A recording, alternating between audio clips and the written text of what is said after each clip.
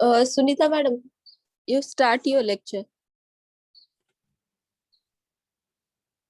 Hello, हा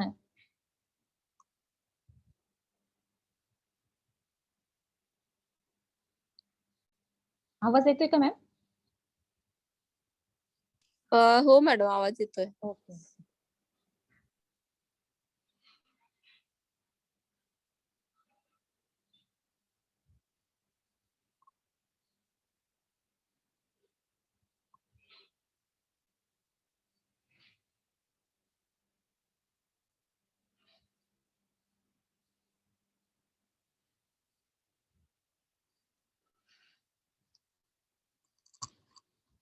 नमस्कार विद्यार्थी मित्रांनो, बृहन्मुंबई महानगरपालिका शिक्षण विभाग ऑनलाईन एज्युकेशन मध्ये तुम्हा सर्वांचे स्वागत आहे.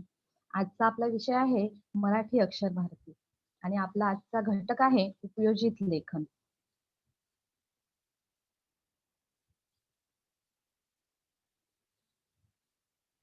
तर बघा विद्यार्थी मित्रांनो, तुमची जी काही कृतीपत्रिका आहे त्या कृतीपत्रिकेची गुण विभागणी जी आहे, घटकनिहाय गुण विभागणी जी आहे ती तुम्ही प्रत्येक तासिकेला तुम्ही अभ्यासत आहे. आता जवळपास मला असं वाटतंय की तुमची ती पाठांतरच झाली असणार आहे.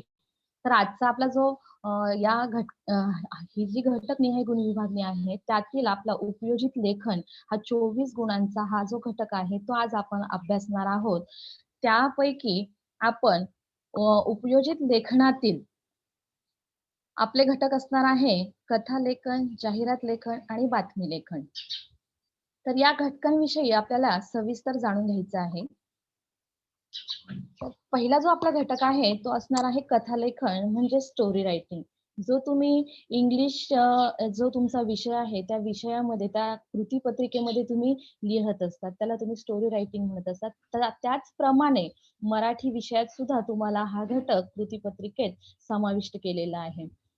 आता बघा कथालेखन म्हणजे एखादी घडलेली घटना किंवा प्रसंग आकर्षक रूपात मांडणे किंवा सांगणे म्हणजे कथालेखन होय. आपण लहानपणापासून बऱ्याच गोष्टी ऐकत आलेल्या आहोत, बऱ्याच कथा ऐकत आलेल्या आहोत. आजी आजोबा सांगतात, आपले आई बाबा सांगत असतील, दादा ताई सांगत असतील, असं आपण लहानपणापासून बऱ्याच गोष्टी, बऱ्याच कथा ऐकत आलेलो आहोत किंवा वाचत सुद्धा आलेलो आहोत, वाचलेल्या सुद्धा आपण आहेत. मग ह्या वाचलेल्या गोष्टी किंवा ऐकलेल्या गोष्टी आपल्याला त्याचं लेखन योग्य शब्दात मांडता येणं गरजेचं आहे. आता हा तुमच्या कृतीपत्रिकेत समाविष्ट केलेला जो प्रश्न आहे कथा लेखनावर आधारित, तुम्हाला हा अतिशय महत्वाचा प्रश्न आहे की तुम्हाला ऐकलेली गोष्ट किंवा वाचलेली गोष्ट किंवा दिलेले मुद्दे किंवा दिलेले शब्द यांचा उपयोग करून तुम्हाला काय करायचं आहे, कथा लेखन करायचं आहे. कथा माहीत असण्यापेक्षा ती कथा योग्य शब्दात मांडता आली पाहिजे. ते आपल्यासाठी खूप महत्वाचं आहे.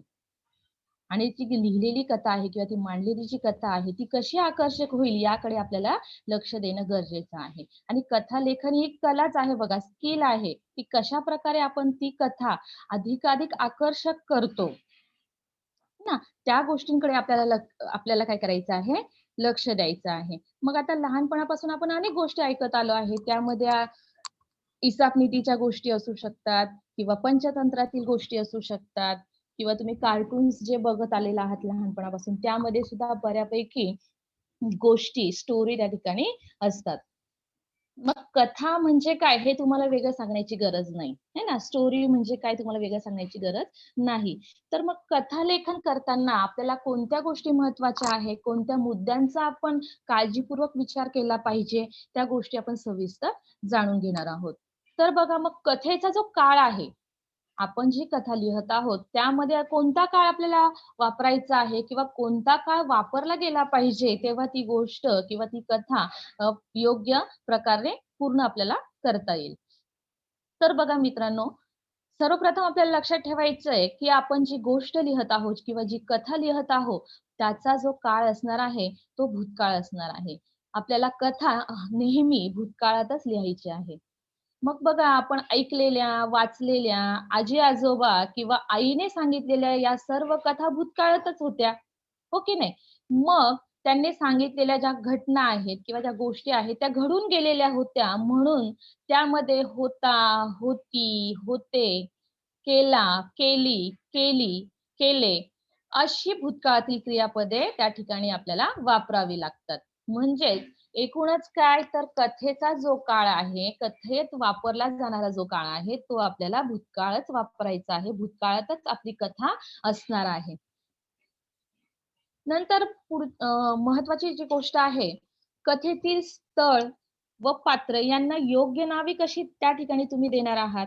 ज्याप्रमाणे सिनेमामध्ये अभिनेता, अभिनेत्री नावे भूमिकेला शोभणारी असतात. म्हणजे ज्याप्रमाणे तुम्ही पिक्चरमध्ये म्हणजे मूव्हीमध्ये किंवा सिनेमामध्ये हिरो किंवा हिरोईनना नावे दिलेली असतात. मग ती कशी त्यांना शोभणारी असतात, त्याप्रमाणेच कथेमध्ये सुद्धा जी काही पात्र आपण टाकणार आहोत किंवा जी काही पात्र येणार आहे, त्यांना सुद्धा आपल्याला योग्य नावं देता आली पाहिजे. जसं की या ठिकाणी उदाहरण दिलंय बघा, विक्रमादित्य नावाचा भिकारी व दगडू नावाचा राजा अशी नावं जर आपण दिली, विक्रमादित्य नाव हे जर भिकाऱ्याला दिलं आणि दगडू नाव राजाला दिलं, तर हे योग्य होईल का? तर नाही. ते नावं काय होणार आहे त्या ठिकाणी अयोग्य वाटणार आहे. त्यामुळे आपल्याला योग्य शोभेल अशी त्या पात्रांना शोभेल अशी नावं आपल्याला त्या ठिकाणी द्यायची आहेत. त्याचप्रमाणे प्राणी व पक्ष्यांना नावे देऊ नयेत. लक्षात ठेवायचंय मित्रांनो, की जे प्राणी, पक्षी गोष्टीमध्ये जे येणार आहेत, त्यांना नावं द्यायची नाहीयेत. परंतु जर ती पाळीव प्राणी असतील, तर त्यांना आपण नावे देऊ शकतो. त्याचप्रमाणे स्थळांचे योग्य नाव असावे. म्हणजे जे काही प्लेस त्या ठिकाणी तुम्ही घेणार आहात किंवा जे काही स्थळ त्या गोष्टीमध्ये, त्या कथेमध्ये आपण घेणार आहोत, त्याला सुद्धा आपल्याला योग्य नाव द्यायचं आहे. गाव असल्यास रामपूर, नगर असल्यास धनकपूर, जंगल असल्यास सुंदरबन याप्रमाणे आपण त्या स्थळांना नावं देऊ शकतो. ते तुमच्यावर डिपेंड आहे तुम्हाला काय नाव द्यायचं आहे. ठीक आहे? नंतर पुढील महत्त्वाच्या गोष्टी बघा. वाक्प्रचार, म्हणी व संवाद यांचा उपयोग आपण कथालेखनात कशाप्रकारे आपण करू शकतो? बघा मग 2 ते 3 संवाद निश्चित असावेत. ते लिहिताना विरामचिन्हांचा उपयोग करावा. आपण गोष्ट लिहत आहोत, कथा लिहत आहोत, तर त्या ठिकाणी जी काही पात्र असणार आहेत, त्यांच्यामध्ये होणारा संवाद, संवादाला सुद्धा त्या ठिकाणी विशेष महत्त्व असणार आहे. मग ते संवाद त्या ठिकाणी आपल्याला लिहिता आले पाहिजे आणि लिहिताना आपल्याला योग्य विरामचिन्हांचा सुद्धा त्या ठिकाणी आपल्याला काय करायचा आहे, उपयोग करायचा आहे. जसं उदाहरण दिलं या ठिकाणी, राजा म्हणाला, "त्या चोराला पकडून आणा." बघा, राजा म्हणाला, स्वल्पविराम आणि त्या चोराला पकडून आणा, हे दुहेरी अवतरण त्या ठिकाणी वापरलं गेलेलं आहे. म्हणजे आपल्याला ज्यावेळेला आपण संवाद लिहत आहोत, ज्यावेळेला आपण कथा लिहत आहोत, त्यावेळेला तितकंच महत्त्वाचं आहे त्या ठिकाणी विरामचिन्हांचा उपयोग करणं. मग विरामचिन्ह किंवा संवाद याबरोबरच महत्वाचं आहे, की आपली कथा अधिकाधिक आकर्षक होण्यासाठी आपल्याला काय करायचंय त्या ठिकाणी वाक्प्रचार सुद्धा आपण त्या ठिकाणी वापरू शकतो मित्रांनो. म्हणींचा सुद्धा वापर त्या ठिकाणी आपण करू शकतो, की जेणेकरून आपल्याला आपली जी कथा आहे, ती कथा तुम्हाला काय करायची आहे, आकर्षक करायची आहे. वाचणाऱ्याला त्याविषयी अजून ओढ निर्माण झाली पाहिजे. अशा प्रकारे आपण त्या कथेमध्ये आपल्या कथेला आकर्षक बनवण्यासाठी वाक्यप्रचार आणि म्हणी यांचा सुद्धा आपण उपयोग करू शकतो. बघा मित्रांनो, गोष्ट माहीत असणे जेवढे महत्वाचे आहे, तेवढेच ती गोष्ट दिलेल्या वेळेत लिहिणे, उत्तमपणे लिहिणे हे जास्त महत्वाचे आहे. हो की नाही? कारण तुम्हाला या वर्षाबरोबर पुढच्या वर्षी सुद्धा हा घटक तुम्हाला महत्वाचा आहे. ज्यावेळेला तुम्ही 10वीत जाणार आहात, 10वीची एक्झाम देणार आहात, त्यावेळेला सुद्धा तुम्हाला हा घटक अभ्यासायचा आहे आणि या घटकावर तुम्हाला कथा लिहायची आहे. त्यामुळे तुम्ही जर आतापासूनच या घटकावर जर व्यवस्थित लक्षपूर्वक तुम्ही जर याचा अभ्यास केला, याचा जर सराव केला, तर तुम्हाला पुढच्या वर्षी जास्त कठीण जाणार नाही. त्यामुळेच गोष्ट तुम्हाला माहीत असते. कधी-कधी तुमच्यासमोर ज्यावेळेला प्रश्न येतो, त्यावेळेला तुम्ही आनंदी होतात, खुश होतात, की "अरे, ही गोष्ट तर मला माहिती आहे." पण गोष्ट माहीत असणे जेवढे महत्त्वाचे आहे ना, तेवढेच महत्त्वाचे आहे ती गोष्ट दिलेल्या वेळेत तुम्ही उत्तमपणे लिहिणे हे जास्त महत्त्वाचं आहे. है ना? म्हणूनच म्हटलंय, की गोष्ट लिहिणं हे काही साधं नाहीये, ती एक काय आहे, कला आहे. ठीक आहे.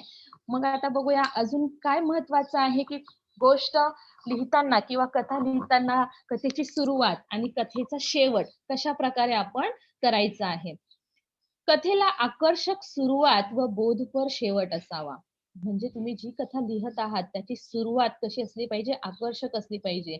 म्हणजे वाचणाऱ्याला त्या कथेची ओढ निर्माण झाली पाहिजे, की पुढे अजून काय असणार आहे आणि जी काही तुम्ही कथा लिहिणार आहे त्या कथेमध्ये काहीतरी बोध म्हणजे वाचणाऱ्याला काहीतरी शिकायला मिळालं पाहिजे. म्हणजे तुमचा जो कथेचा शेवट आहे तो कसा असला पाहिजे, बोधपर असला पाहिजे. गोष्टीची सुरुवात अत्यंत चित्तवेधक व वाचकांची उत्कंठा जागृत करणारी असावी. बघा, आत्ताच सांगितलं की गोष्टीची सुरुवात अशी असली पाहिजे की वाचणाऱ्याला असं वाटलं पाहिजे की आता पुढे काय होणार. गोष्टीचा शेवट हा प्रारंभ महत्त्वपूर्ण असतो. म्हणून गोष्टीचा शेवट हा आकर्षक व संक्षिप्त असावा. म्हणजे जेवढा गोष्टीची सुरुवात महत्त्वाची आहे, तेवढ्याच गोष्टीचा शेवट सुद्धा महत्त्वाचा असतो. वाचकांच्या मनावर परिणाम व्हावा, गोष्ट थोडा काळ त्यांच्या मनात रेंगाळत राहावी, प्रसंगानुरूप ती लक्षात यावी, अशी गोष्ट लिहावी. म्हणजे असं लेखन केलं पाहिजे, की ती वाचकांच्या मनावर त्याचा परिणाम झाला पाहिजे आणि गोष्ट वाचून झाल्यानंतर सुद्धा त्या वाचकाच्या मनात ती गोष्ट रेंगाळत राहिली पाहिजे. नंतर गोष्टीची भाषा कशा प्रकारे असावी? गोष्टीची भाषा जी आहे ती साधी, सोपी व प्रभावी असावी. जास्त किचकट वाक्य त्या ठिकाणी आपल्याला वापरायचे नाहीये. आपल्याला काय करायचंय, छोटी-छोटी वाक्य वापरून ती गोष्ट आपल्याला काय करायची आहे, सोपी आणि प्रभावी भाषा वापरून त्या ठिकाणी ती गोष्ट आपल्याला छानपैकी लिहायची आहे. अक्षर सुंदर व खाडाखोड न करता शुद्ध लेखनाच्या नियमांचे पालन करून लिहावी. ती कथा लिहत असताना तुमचं जे हस्ताक्षर आहे ते सुंदर काढण्याचा प्रयत्न करा आणि कोणत्याही प्रकारची खाडाखोड होणार नाही याकडे सुद्धा आपल्याला काय करायचं आहे, लक्ष द्यायचं आहे. जास्त खाडाखोड असेल तर ते दिसायला काय होतं, चांगलं दिसत नाही. तुम्ही नीट आणि क्लीन त्या ठिकाणी लेखन केलं तर वाचणाऱ्याला आणि ते तपासणाऱ्याला सुद्धा एकदम छान वाटत असतं. त्यामुळे आपल्याला याकडेही लक्ष द्यायचंय, की खाडाखोड आपल्याला करायची नाहीये. नंतर शुद्ध लेखनाच्या नियमांकडे सुद्धा आपल्याला लक्ष द्यायचं आहे. चुकीचं त्या ठिकाणी लिहायचं नाहीये.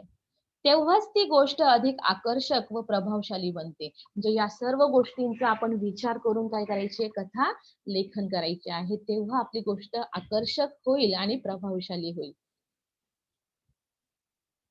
नंतर बघा, गोष्टीला योग्य शीर्षक व तात्पर्य कसे द्यायचे. आता हे एकदम अतिशय महत्त्वपूर्ण आहे. गोष्टीला आपल्याला काय करायचं आहे, शीर्षक द्यायचं आहे, टायटल द्यायचं आहे. हा अतिशय महत्त्वाचा घटक आहे, की आपल्या गोष्टीला शीर्षक असलं पाहिजे, टायटल असलं पाहिजे. आणि त्याचबरोबर तितकंच महत्त्वाचं आहे त्या गोष्टीचं तात्पर्य. त्या गोष्टीतून तुम्हाला काय शिकायला मिळालं, त्या गोष्टीतून काय बोध झाला, हे सुद्धा तितकंच महत्वाचं आहे. गोष्टीच्या सुरुवातीला व मध्यभागी शीर्षक लिहावे. ज्यावेळेला तुम्ही गोष्ट लिहितात, सर्वप्रथम तुम्हाला काय करायचं आहे, त्या गोष्टीचं टायटल, त्या गोष्टीचं शीर्षक तुम्हाला लिहायचं आहे. शीर्षक गोष्टीशी संबंधित असावे. 1 किंवा 2 शब्दात असल्यास उत्तम.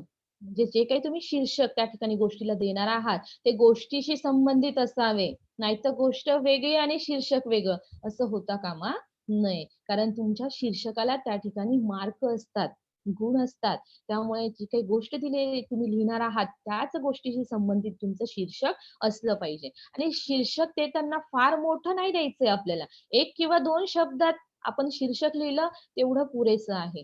किंवा खूप मोठं वाक्य लिहिणं किंवा प्रश्न लिहिणं हे त्या ठिकाणी योग्य होणार नाही. म्हणजे शीर्षक लिहिताना आपल्याला काळजी घ्यायची, की शीर्षक कधीही मोठे वाक्य असू नये किंवा प्रश्न स्वरूपात शीर्षक असू नये. 1 किंवा 2 शब्दात शीर्षक दिलेलं उत्तम. नंतर गोष्ट संपल्यावर तात्पर्य थोडक्यात लिहावे. तात्पर्य अर्थात गोष्टीपासून मिळणारा बोध. तात्पर्य म्हणजे काय, की त्या गोष्टीतून काय बोध होतोय, काय शिकायला मिळतंय. गोष्ट लेखनात 1 गुण तुम्हाला शीर्षकासाठी व 1 गुण तात्पर्यासाठी दिला जातो. म्हणून या दोन्हीही घटकांकडे आपल्याला काळजीपूर्वक लक्ष द्यायचं आहे आणि हे द्यायला विसरायचं नाहीये. कारण बघा, 1 गुण तुम्हाला शीर्षकासाठी मिळणार आहे आणि 1 गुण तात्पर्यासाठी मिळणार आहे. त्यामुळे या दोनही गोष्टी आपल्याला विसरायच्या नाहीयेत. आपण विसरलो की आपले मार्क सुद्धा त्या ठिकाणी कमी होतात. मग बघा आपल्याला जी कथालेखन तुम्हाला येणार आहे, कशाप्रकारे तुम्हाला कथेचं स्वरूप येणार आहे किंवा कशाप्रकारे तुम्हाला त्यावर कृती दिली जाणार आहे, तर ते बघूया. कथालेखनाचे 4 प्रकारात तुम्हाला प्रश्न स्वरूप असणार आहे. 4 प्रकारचे प्रश्न तुम्हाला त्या ठिकाणी विचारले जाऊ शकतात. 4 पैकी कुठलाही एक प्रश्न तुम्हाला त्या ठिकाणी दिला जाणार. तर पहिलं बघा, दिलेल्या मुद्द्यावरून कथा लिहिणे. आता तुम्ही ह्या गोष्टी अभ्यासलेल्या आहेत किंवा अनुभवलेल्या आहेत, की काय केलं जातं प्रश्नामध्ये तुम्हाला काही मुद्दे दिले जातात आणि त्या मुद्द्यांवर आधारित आपल्याला काय करायची असते, कथा लिहायची असते. त्या मुद्द्यांचा उपयोग करून आपल्याला कथा लिहायची असते.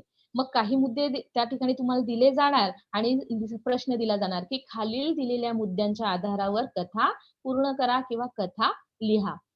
नंतर पुढचा असा पण प्रश्न तुम्हाला येऊ शकतो, कथेचा पूर्वार्ध दिलेला आहे, उत्तरार्ध तुम्हाला पूर्ण करावा लागणार आहे. म्हणजे कथेची सुरुवात त्या ठिकाणी तुम्हाला दिलेली असणार आहे आणि कथेचा शेवट म्हणजे ती कथा तुम्हाला पूर्ण करण्यासाठी दिली जाणार आहे. नंतर शब्दांवरून कथा पूर्ण करणे. काही शब्द त्या ठिकाणी तुम्हाला दिले जाणार आणि त्या शब्दांवरून तुम्हाला काय करायची आहे, कथा तयार करायची आहे. म्हणजे या ठिकाणी तुम्हाला काय करायचं आहे, जर ते दिलेले शब्द तुमच्या गोष्टीच्या परिचयाचे म्हणजे तुम्ही ऐकलेली गोष्ट आणि त्यामध्ये ते शब्द असतील तर ठीकच आहे, पण नसेल तर तुम्हाला तुमची कल्पनाशक्ती वापरून त्या ठिकाणी तुम्हाला कथा लिहावी लागणार आहे. म्हणजे काही शब्द 4-5 असे शब्द दिले जातील आणि त्यावरून तुम्हाला कथा लिहावी लागणार आहे.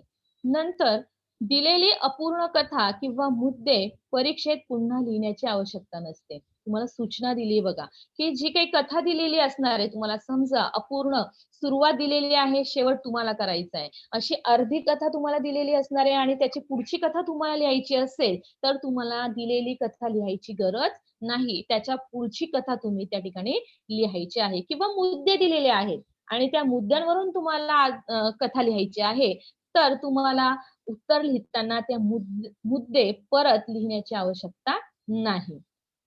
तर ह्या गोष्टी आपल्याला काय करायचं आहे, कथा लेखन करताना लक्षात ठेवायच्या आहेत. बघा मग मुद्द्यावरून इथं आपण एक एक्झाम्पल घेतलेलं आहे, उदाहरण घेतलेलं आहे, की मुद्दे दिलेले आहेत. अशा प्रकारे तुम्हाला मुद्दे दिले जाऊ शकतात आणि त्या मुद्द्यांचं आपल्याला काय करायचं आहे, गुंफण करून त्या अ, मुद्द्यांचा सारासार विचार करून आपण काय करायचे आहे, कथा तयार करायची आहे. जसे मुद्दे दिले बघा या ठिकाणी, एक वडाचे झाड, कावळ्यांची वस्ती, सगळे कावळे एकत्र राहत, एका फांदीवर कावळ्यांची बाजारपेठ भरणे, अनेक कावळ्यांनी गरजेच्या वस्तू विकणे, एका चिमणीने त्या झाडावर येणे, म्हाताऱ्या कावळ्याकडे मध विकण्याची परवानगी मागणे, मध न संपणे, संध्याकाळी परत हिरमुसली होणे, ज्याचा खप नाही ती वस्तू न संपणे, कावळ्याला मधाची चव काय, चिमणी मध घेऊन उडून जाणे. हे तुम्हाला मुद्दे दिलेले आहेत आणि ह्या मुद्द्यांवरून आपल्याला काय करायचे आहे, कथा तयार करायची आहे. ठीक आहे, असा प्रश्न तुम्हाला येऊ शकतो. किंवा काही शब्द त्या ठिकाणी दिले जाणार आणि त्यावरून तुम्हाला प्रश्न दिला जाणार, की खालील शब्दांना एकत्र गुंफून सुंदर कथा तयार करा.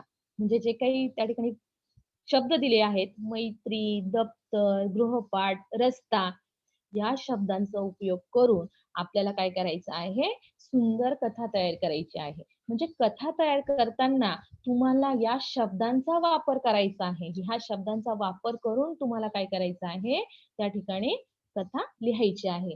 मग जसं की त्या ठिकाणी शीर्षक त्या ठिकाणी आधीच दिलेलं आहे, अनोखी मैत्री. म्हणजे मैत्रीवर आधारित मित्रांची कथा तुम्ही लिहू शकतात, मैत्रिणींची कथा तुम्ही लिहू शकतात. दप्तर, गृहपाठ, रस्ता हे शब्द आले म्हणजे तुम्ही शाळेशी संबंधित सुद्धा त्या ठिकाणी कथा लिहू शकतात. शाळा, शाळेतील मित्र, मैत्रिणी यावर आधारित कथा तुम्ही तयार करू शकतात. आपण एक उदाहरण या ठिकाणी घेतलंय बघा, शब्दांवरून कथा लेखन. शब्द दिलेले आहेत, पतंग, बदक, ढग, पक्ष्यांचा थवा. मग या शब्दांचा उपयोग करून कशाप्रकारे कथा तयार केली आहे बघूया चला. सुंदरबन नावाचे जंगल होते. जंगलाच्या मधोमध वारणा तलाव होता. त्या तलावात विविध प्रकारचे मासे, कासवे, बेडूक, बदके, व बगळे अगदी मित्र बंधुत्वाच्या नात्याने राहत होते. बघा, बदक शब्द त्या ठिकाणी आलेला आहे. एक दिवस बदक आपल्या सवंगड्यांसोबत तळ्यात पोहत होते. त्याचे सहज लक्ष आकाशाकडे गेले, तर त्याला आकाशातून पांढरे शुभ्र ढग सरकताना दिसले. नंतर एक रंगीबेरंगी पक्ष्यांचा थवा आकाशातून विहार करताना त्याला दिसला. थोडी मान वळवल्यावर त्याला एक सुंदर पतंग आभाळात उडताना दिसला. या सर्वांना पाहून बदक थोडे हिरमुसले. त्याचा उतरलेला चेहरा पाहून त्याच्या मित्राने त्याला विचारले, "काय रे, काय झाले?" त्यावर बदक म्हणाले, "वर आकाशात बघ, ढग, पक्षी, पतंग कसे छान दिसत आहे. उंच आभाळातून जमिनीवर पाहताना त्यांना किती मजा वाटत असेल. आपण एवढ्या उंचीवर पोहोचू शकत नाही." त्यावर बदकाचा मित्र त्याला म्हणाला, "अरे, हे सर्व फार काळ आकाशात टिकू शकणार नाहीत. थोड्या वेळाने सर्व खालीच येतील. ढगांना थंड हवा लागली की पाऊस पडेल. पतंगाच्या मांजाला ढील दिला की तो खाली कोसळेल आणि पक्ष्यांचा थवा दमल्यावर जमिनीवरच उतरेल. म्हणजे सर्वांना खालीच यावं लागेल. उलट त्यांच्यापेक्षा आपणच नशिबवान आहोत. देवाने आपल्याला छान पोहण्याची कला दिली आहे. गार पाण्यात पोहताना किती मजा येते." त्यावर बदक म्हणाले, "मित्रा, बरोबर आहे, तुझं म्हणणं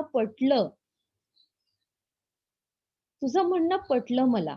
देवाने आपल्याला जसे घडविले आहे तसे आपण राहावे, त्यातच आनंद मानावा."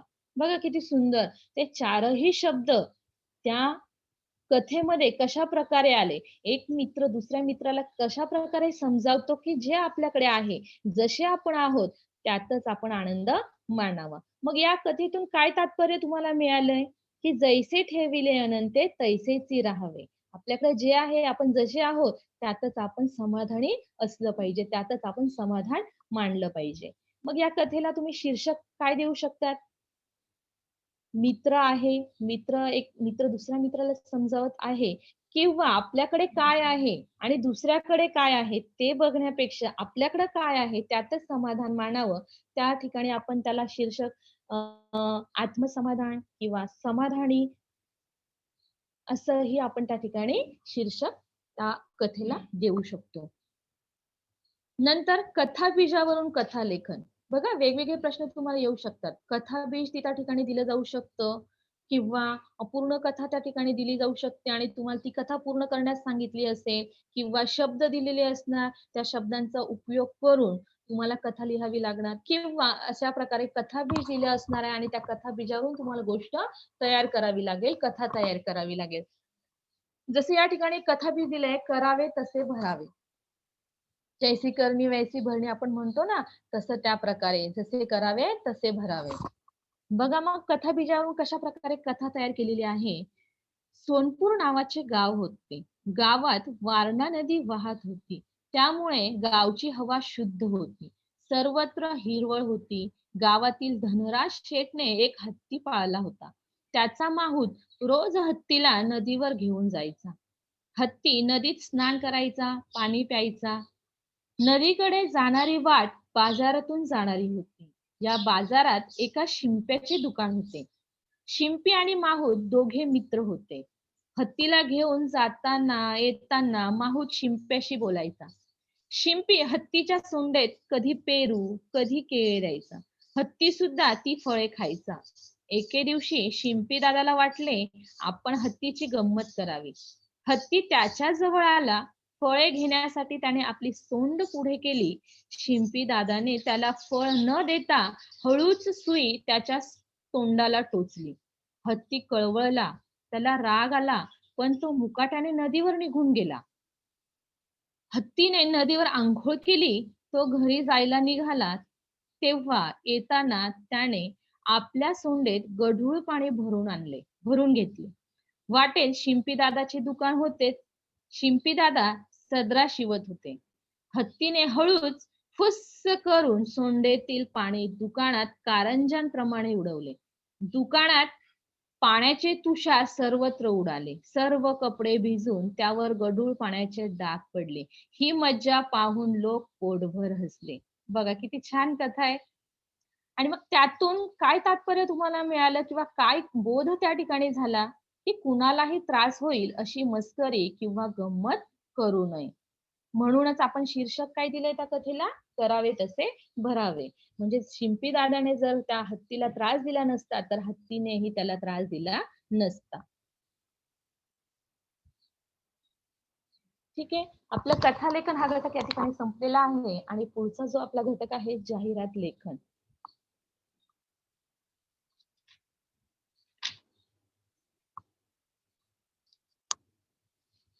तर जाहिरात लेखन बघा, म्हणजे ऍडव्हर्टाईज जी आहे, आता तुम्ही टीव्ही बघत असतात किंवा मोबाईल यूज करत असतात.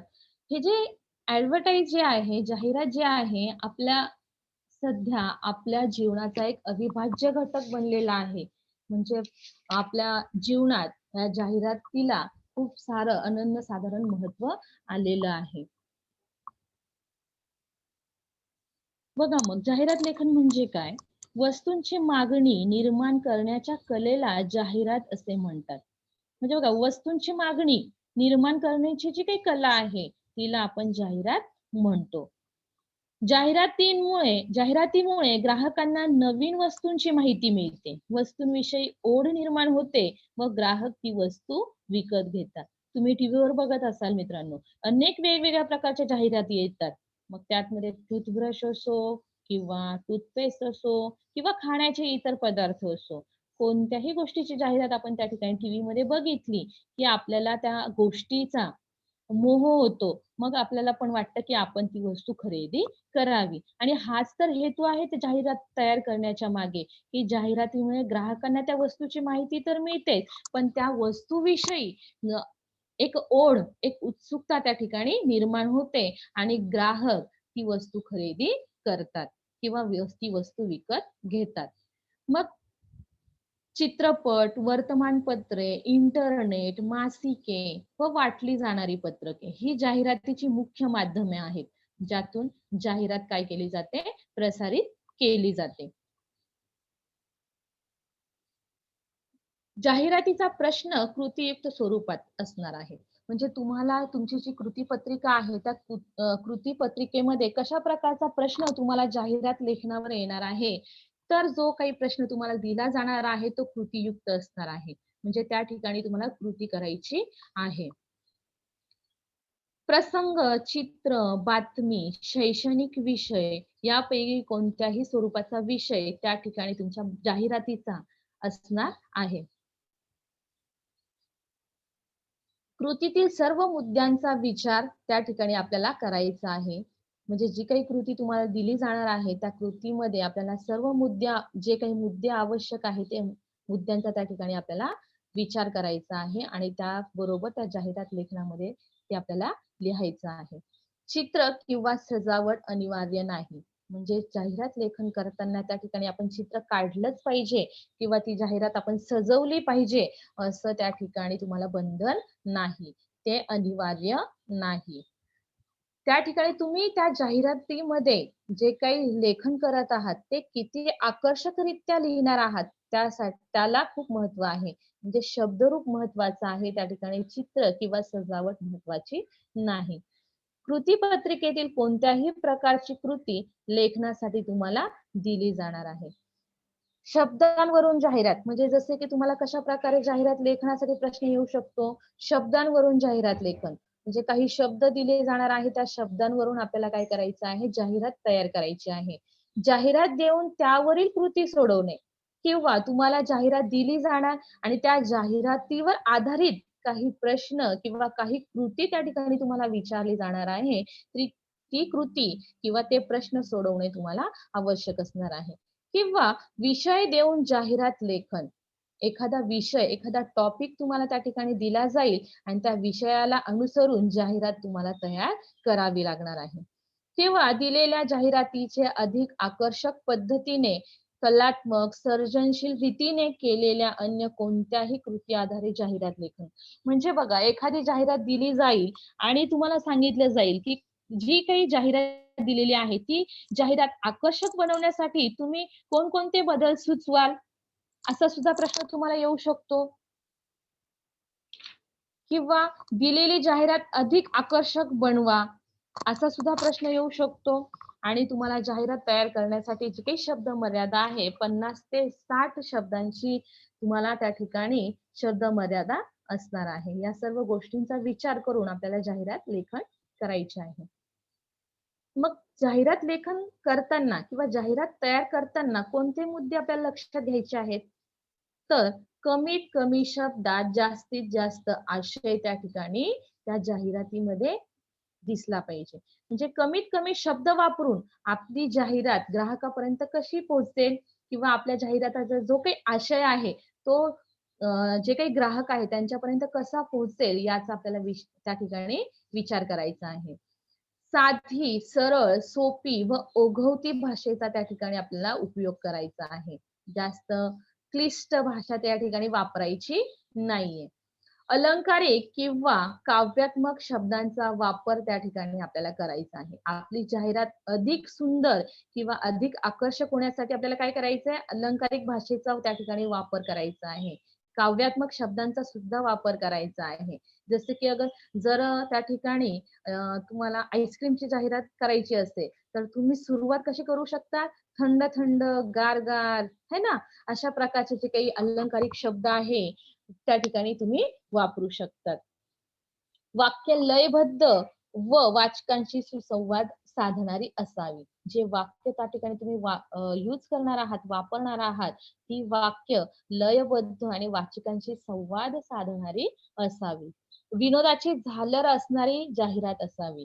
म्हणजे थोडंफार आपल्याला ती जाहिरात बघून किंवा ती वाचून आपल्या चेहऱ्यावर हसू येईल असं सुद्धा जाहिरात जर केली, तर ती ग्राहकांना जास्त आवडते.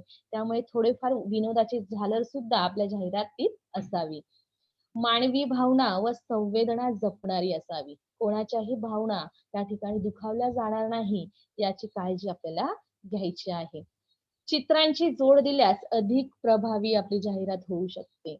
हे तुम्हाला कंपल्सरी नाहीये त्या ठिकाणी चित्र काढणं.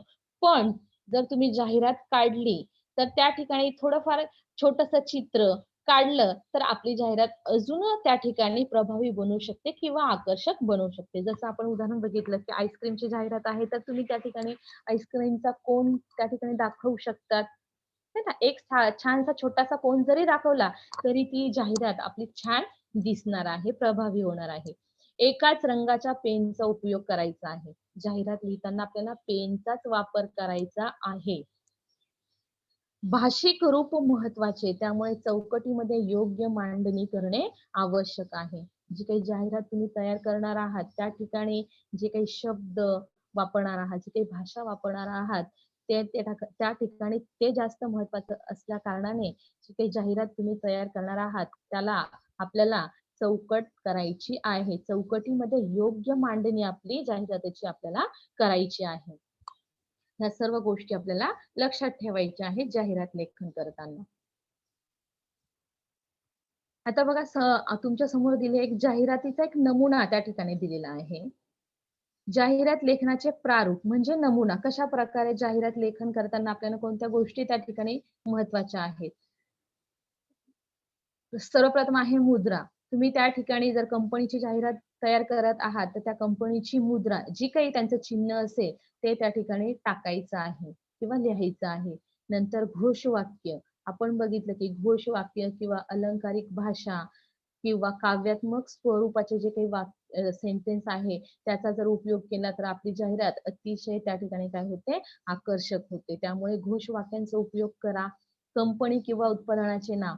मग तुम्ही कोणत्या कंपनीची जाहिरात करत आहात किंवा कंपनी नसू दे, पण मग कोणतं उत्पादनाची त्या ठिकाणी तुम्ही जाहिरात करत आहात, त्याचं नाव त्या ठिकाणी आपल्याला लिहायचं आहे. नंतर उत्पादनाची माहिती. तुम्ही जे काही उत्पादन किंवा ज्या काही कंपनीची ॲड तुम्ही त्या ठिकाणी करत आहात, जाहिरात तयार करत आहात, त्याचे वैशिष्ट्य त्या ठिकाणी तुम्हाला लिहायचे आहे. त्याची माहिती तुम्हाला त्या ठिकाणी द्यायची आहे. नंतर उत्पादनाचा पत्ता व संपर्क म्हणजे अ, ज्या वस्तूची आपण जाहिरात करत आहोत, त्या जाहिरातीसाठी संपर्क साधण्यासाठी आपल्याला काय हवं आहे?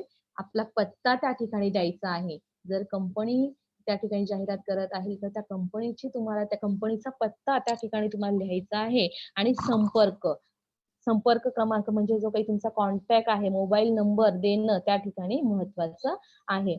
आणि आवश्यक असल्यास तारीख, वेळ, जर तुमची जाहिरात काहीतरी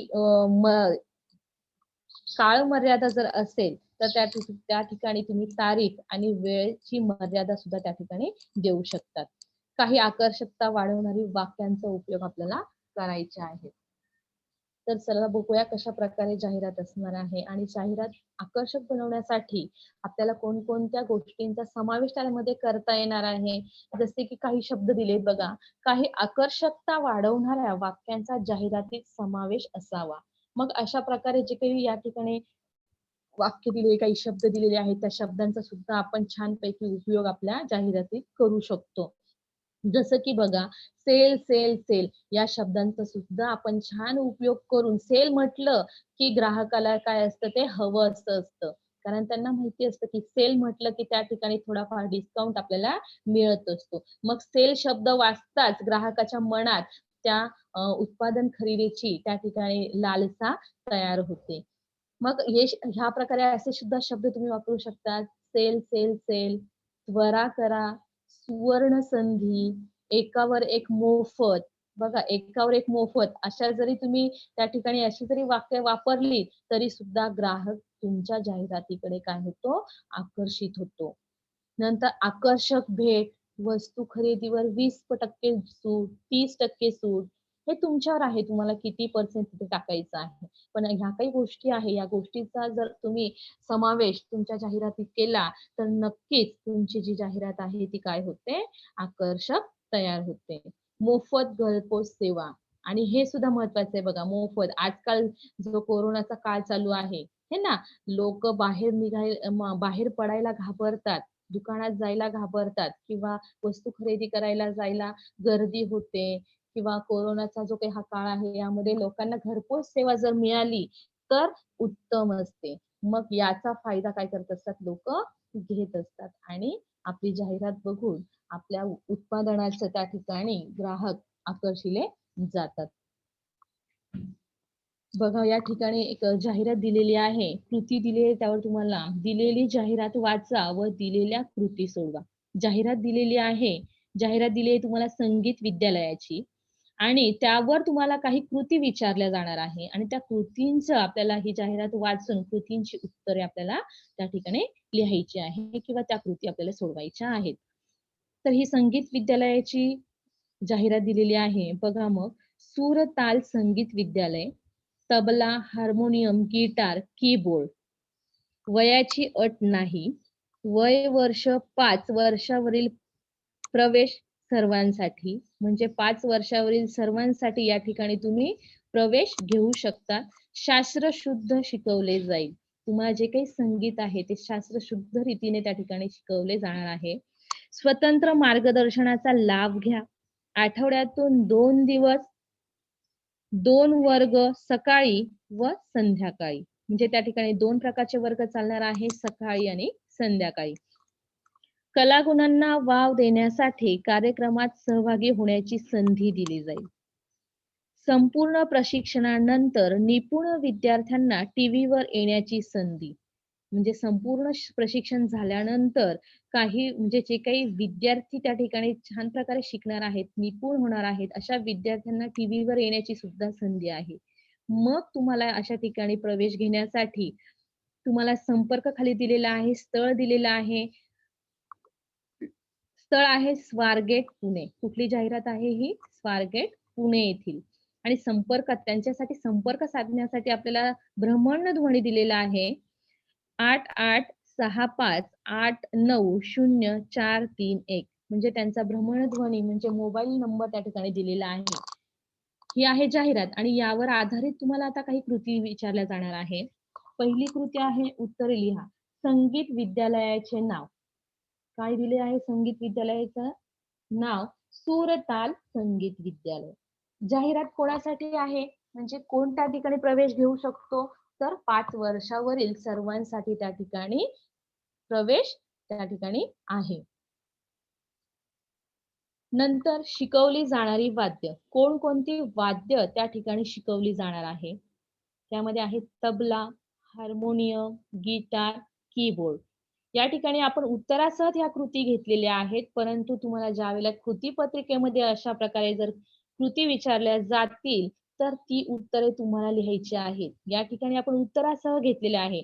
पण ज्यावेळेला तुम्हाला कृतीपत्रिकेत ही कृती अशा प्रकारे कृती विचारली जाईल, त्यावेळेला ती उत्तरं तुम्हाला जाहिरात वाचून लिहायची आहेत. नंतर पुढची कृती आहे संगीत विद्यालयाचे खास आकर्षण.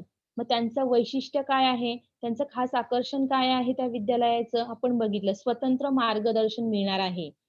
है ना? त्या ठिकाणी दिलं होतं, की स्वतंत्र मार्गदर्शनाचा लाभ घ्या. म्हणजे हे त्यांचं खास आकर्षण आहे. कार्यक्रमात सहभागी होण्याची संधी. आपण बघितलं, की जे काही निपुण विद्यार्थी म्हणजे जे काही संगीत शिकल्यानंतर जे विद्यार्थी चांगल्या प्रकारे प्रतिसाद देणार आहे, अशा विद्यार्थ्यांसाठी टीव्हीवर येण्याची सुद्धा संधी आहे किंवा त्यांच्या कार्यक्रमात सहभागी होण्याची सुद्धा संधी त्या ठिकाणी आहे.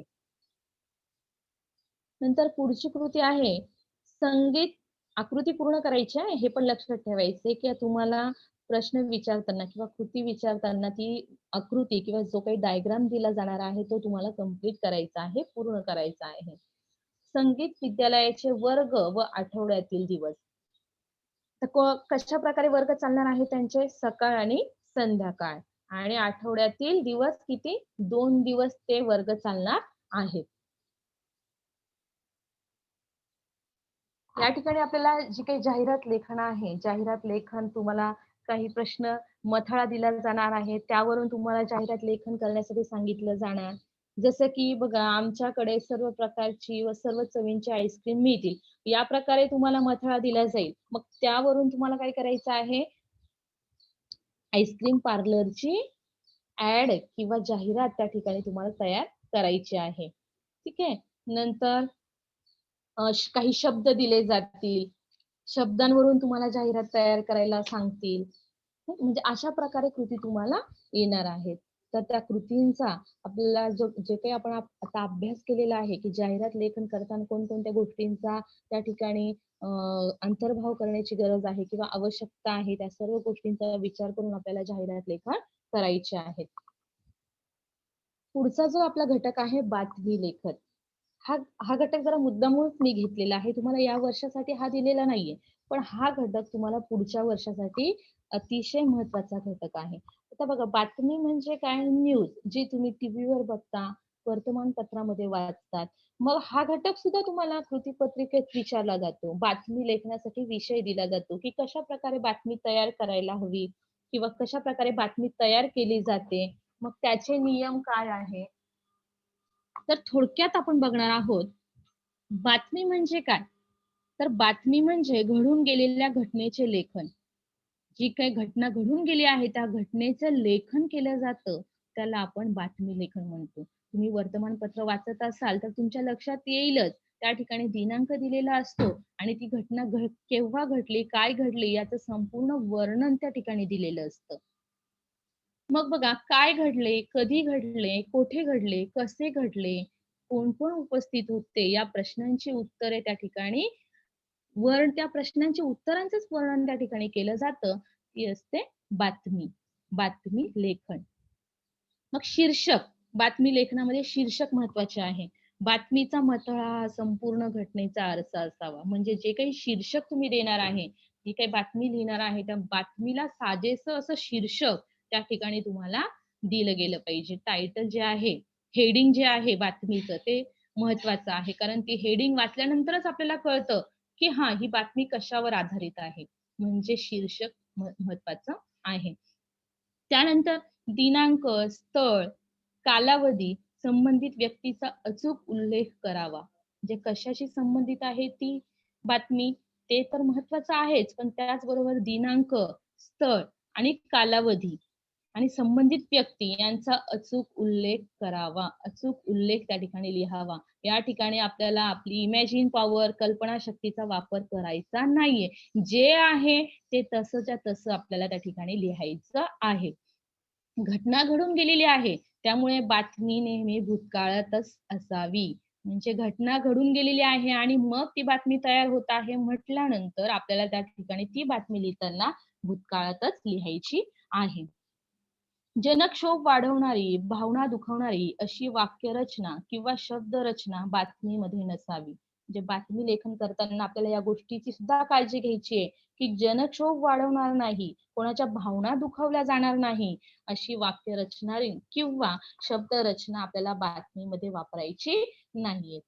प्रथम महत्त्वाचे मुद्दे देऊन तपशीलवार माहिती आपल्याला त्या ठिकाणी बातमी लेखनामध्ये लिहायची असते. म्हणजे जे काही महत्त्वाचे मुद्दे आहेत, ते त्या ठिकाणी मांडायचे आणि नंतर मग तपशीलवार माहिती त्या ठिकाणी मांडायची असते. आता बातमी लेखनाचे विषय कोणकोणते असू शकतात?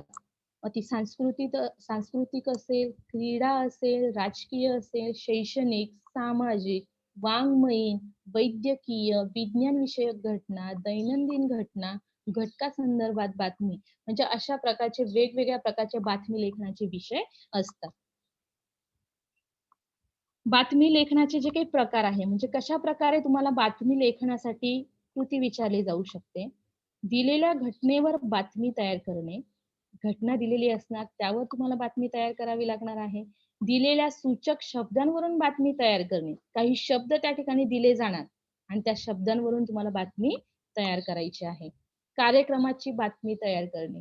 ही सुद्धा छान प्रकारे एखादा कार्यक्रम झालेला आहे, प्रोग्राम सेलिब्रेट केलेला आहे आणि मग तो कशाप्रकारे तुम्ही सेलिब्रेट केला, त्याची सुरुवात, शेवट हे सविस्तर तुम्ही लिहिलं, की त्यावर तुम्ही ती बातमी छान प्रकारे तयार करू शकता. आता इथे उदाहरण दिलंय बघा.